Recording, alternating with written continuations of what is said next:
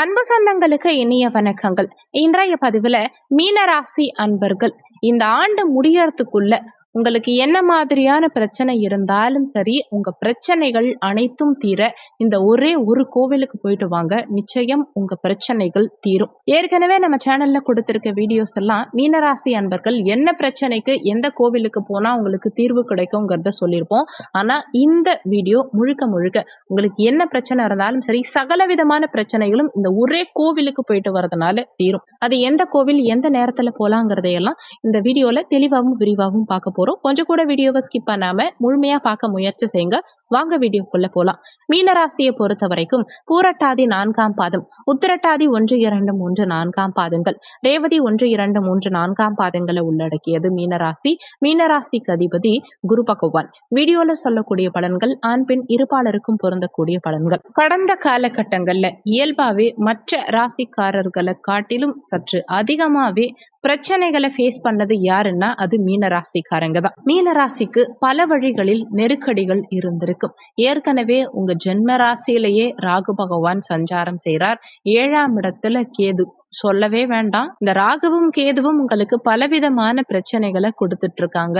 உங்க ராசி அதிபதியும் வரும் மே 1ஆம் தேதி முயற்சி ஸ்தானமான 3ஆம் பாவகத்துக்கு பிரவேசம் செய்கிறார். கடந்த காலகட்டங்கள்ல ஒரு சிலருக்கு சொல்ல முடியாத அளவுக்கு பிரச்சனைகள். நல்லா பேசுறவங்களே ஊமையா இருந்தா என்னன்னு தோன்றி இருக்கும்.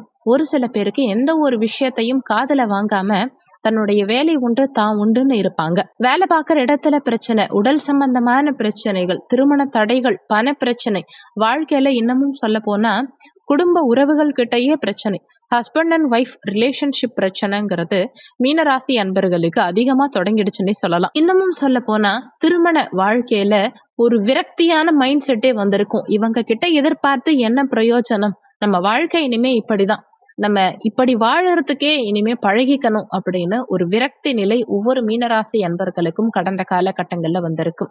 இந்த மீனராசிங்கிறது சாதாரண ராசி கிடையாது.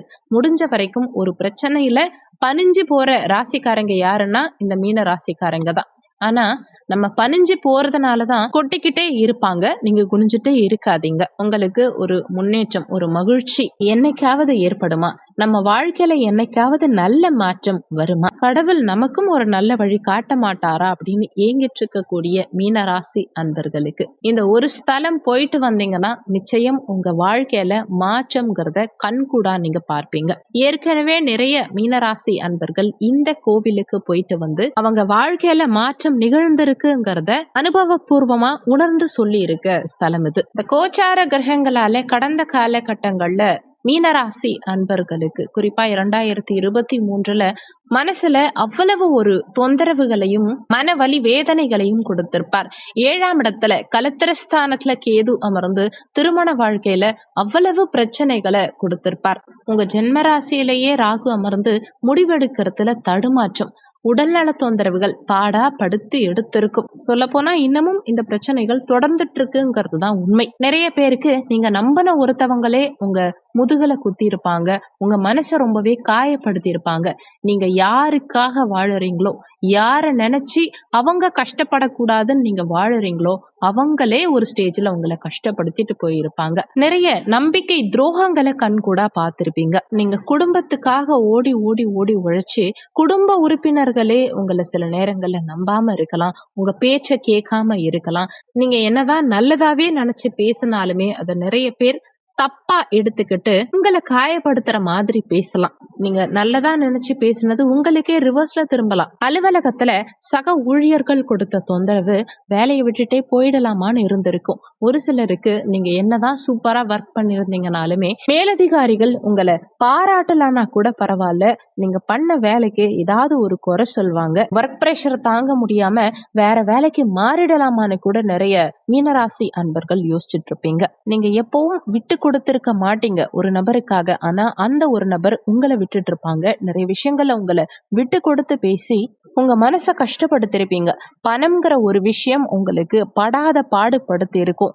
கடன் சார்ந்த விஷயங்களால மனசு நொந்து போயிருப்பீங்க நிறைய மீனராசி அன்பர்கள். கொடுத்த பணத்தை திரும்ப வாங்க முடியாம அந்த பணம் வருமான ஒரு நம்பிக்கையே போயிருக்கும் ஒரு சிலருக்கெல்லாம். கடன் வாங்கும் போது ஒரு மாதிரி பேசியிருப்பாங்க, கெஞ்சி கதறி வாங்கியிருப்பாங்க. ஆனா கடன் வாங்கினதுக்கு அப்புறம் உங்க கடனை நீங்க திரும்ப கேட்டீங்கன்னா அப்படியே ரிவர்ஸ்ல இருக்கும்.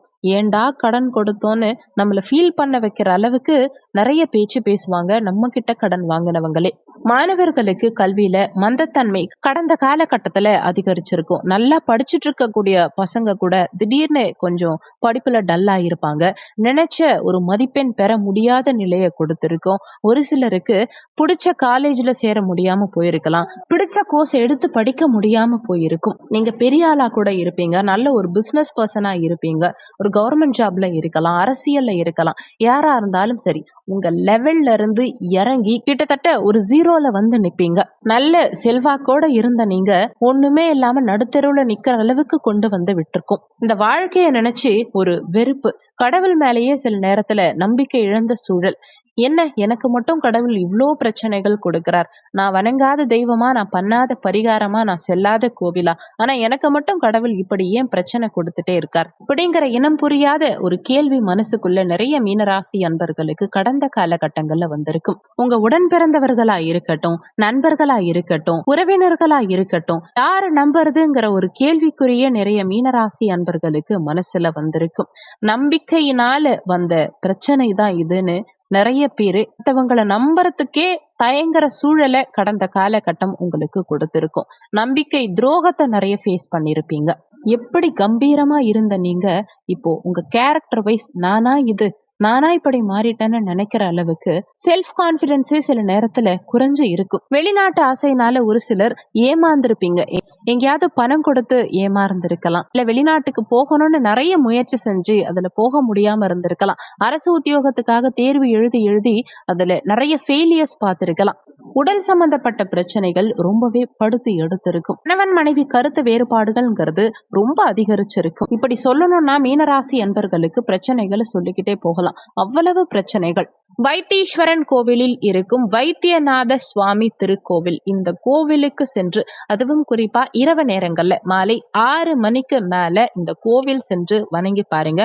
மிகப்பெரிய மாற்றம் உங்க வாழ்க்கையில நிகழ்ந்தே தீரும். உங்களுக்கு என்ன மாதிரி பிரச்சனைகள் இருந்தாலும் சரி, அது பண பிரச்சனை, மனம் சார்ந்த பிரச்சனை, பொருளாதாரம் சார்ந்த பிரச்சனை, தொழில் சார்ந்த பிரச்சனை, எதிரிகள் வகையில பிரச்சனை, எந்த பிரச்சனை இருந்தாலும் சரி இந்த கோவிலுக்கு சென்று தீபம் ஏற்றி வணங்கி பாருங்க. மிகப்பெரிய மாற்றம் நிச்சயம் உங்க வாழ்க்கையில நிகழும். எதிர்பாராத நல்ல திருப்பங்கள் உங்க வாழ்க்கையில நிகழும். இந்த கோவிலுக்கு போயிட்டு வந்து என்ன மாதிரியான மாற்றங்கள் உங்க வாழ்க்கையில நிகழ்ந்ததுங்கிறத கீழே இருக்க கமெண்ட் செக்ஷன்ல சொல்லுங்க. இந்த வீடியோவை மத்தவங்களுக்கும் ஷேர் பண்ணீங்கன்னா அவங்களும் பயன்பெறுவாங்க, அந்த புண்ணியம் உங்களுக்கும் கிடைக்கும். நன்றி. மற்றும் ஒரு நல்ல பதிவோடு மீண்டும் உங்களை சந்திக்கிறோம்.